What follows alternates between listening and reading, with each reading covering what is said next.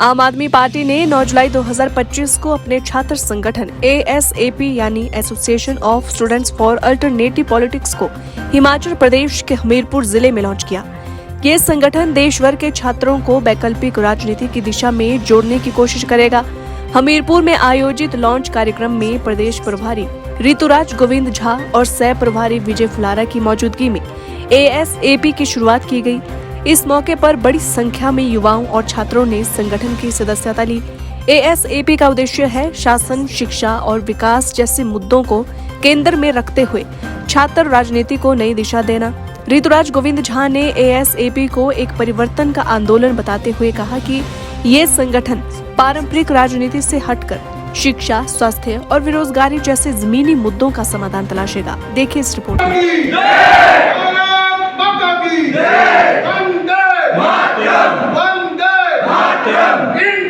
जिंदाबाद जिंदाबाद ASAP जिंदाबाद ASAP जिंदाबाद युवा शक्ति जिंदाबाद युवा शक्ति जिंदाबाद केजरीवाल जिंदाबाद आम आदमी पार्टी जिंदाबाद भारत माता की जय।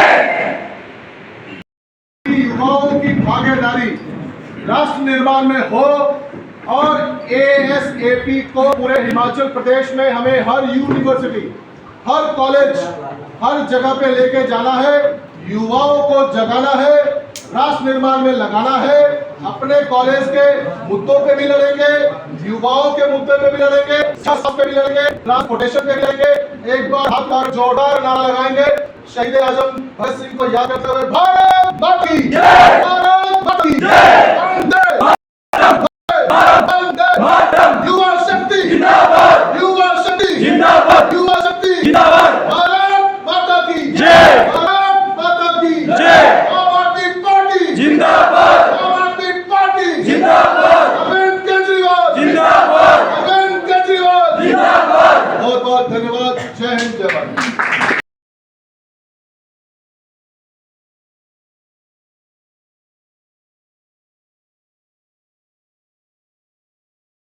गोविंद जी और हमारे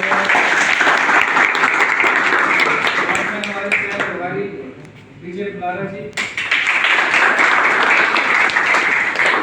अध्यक्ष आम आदमी पार्टी श्री सुजीत सिंह ठाकुर जी, आम आदमी पार्टी के युवा नेता डॉक्टर सुमित पुनियाल जी, आप सभी का मैं यहाँ पे स्वागत करता हूँ। भारत माता की जय, इंकलाब जिंदाबाद, वंदे मातरम। बहुत बहुत धन्यवाद, थैंक यू वेरी मच। मंच पर आसीन प्रदेश के प्रभारी ऋतुराज गोविंद झा जी, सह प्रभारी विजय फुलारा जी, हमारे सीनियर नेता प्रोफेसर राजकुमार कंवर जी और भी अन्य साथी जितने भी हमारे यहाँ पे बैठे, और आप सभी स्टूडेंट साथियों का मेरी ओर से मैं प्रणाम करता हूँ, नमस्कार करता हूँ और इस सभा में आप सभी का स्वागत भी करता हूँ। देखो एक्चुअली क्या है कि जब देश को बनाने की बात आती है तो युवाओं के कंधे पर आने वाले 10 साल बाद देश किस दिशा में जाएगा, ये डिपेंड करता है आज की शिक्षा के ऊपर। 20 साल बाद कैसा होगा, 25 साल बाद देश की दिशा और दशा क्या होने वाली है, वो शिक्षा के ऊपर डिपेंड करता है।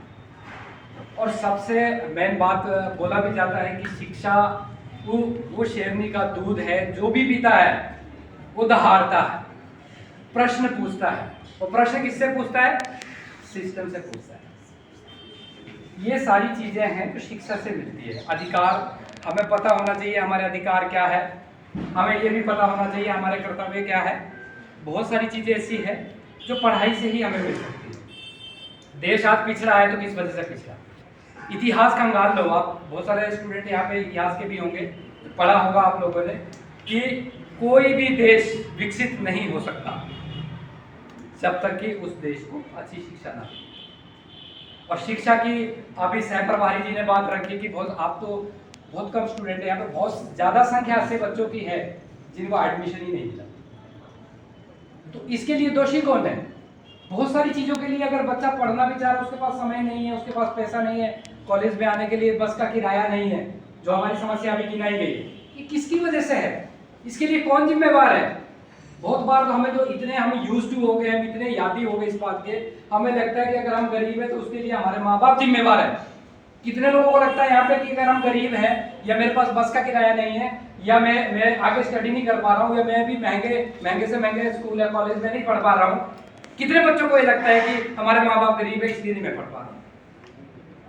शायद मुझे लगता है कि हम सभी को ये लग रहा है कि हम ऐसे एरिया से आते हैं, हम ऐसे देश में आते हैं जो गरीब है, पर ये गरीबी का कारण कहाँ से बना? इसके लिए जिम्मेवार कौन है?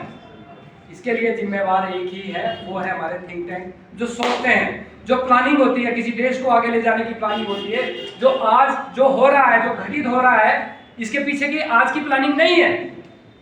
इसके पीछे की प्लानिंग पिछले अगर आप 25 साल 30 साल पहले जाओगे तो कोई भी देश की सरकार उसके बारे में सोचती है कि देश को हमें 30 साल बाद किस दिशा में ले जाना है, और उस दिशा को निर्धारित करने के लिए, उस दिशा को सही करने के लिए ये हमारी देश की सरकारें, सभी सरकारें आज तक विफल रही, फेल रही है।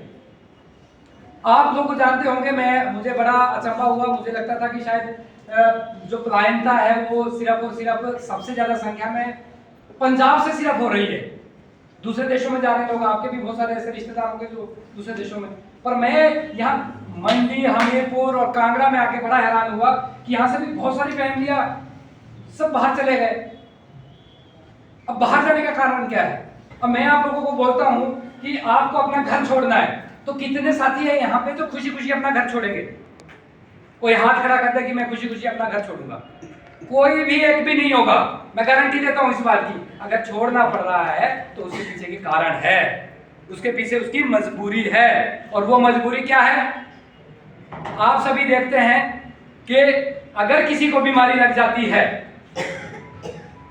बीमारी होती है तो अस्पताल में जाना पड़ता है, अस्पताल में जाते हैं तो कहीं तो डॉक्टर नहीं मिलते, कहीं डॉक्टर मिल गए तो दवाई नहीं मिलती है, सिस्टम इतना खराब है, मशीनें हैं वहां पर रखी हुई पर उसको ऑपरेट करने वाले लोग ही नहीं है।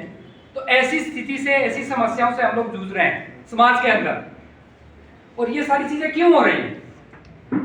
ये सारी चीजें इसलिए हो रही कि व्यवस्था खराब हो चुकी है, उसके लिए और कोई जिम्मेदार नहीं है। ये लोग जो सत्ता में काबिज लोग हैं, उसके लिए वही लोग जिम्मेदार हैं, जो विचार करते हैं, जो प्लानिंग करते हैं अगले 30 साल 50 साल की, वो लोग जिम्मेदार हैं जो उसको ठीक नहीं कर पा रहे।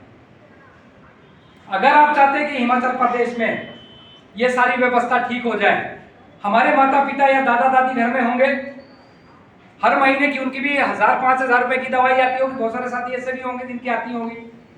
जब आप हॉस्पिटल में जाते हैं इतनी लंबी पर्ची लिखते हैं और वहाँ पर्ची में लगते हैं पैरासीटामोल और 1-2 और दवाई या सेकअप वगैरह वहाँ से मिल जाता है, बाकी दवाइयाँ सारी बाहर के लिए लिखी जाती है। लिखी जाती नहीं लिखी जाती, गलत बोल रहा हूँ?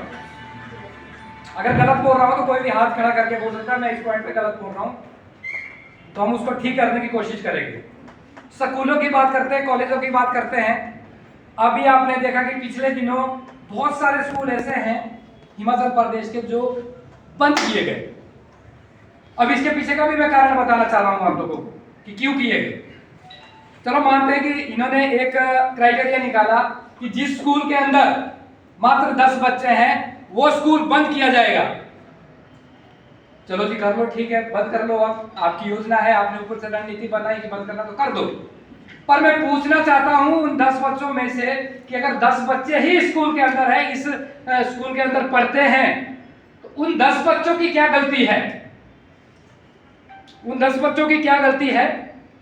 अब क्या होगा कि उनको 3 किलोमीटर या 4 किलोमीटर दूर जाना होता है स्कूल के लिए, दूसरा स्कूल तो इतनी दूर होगा।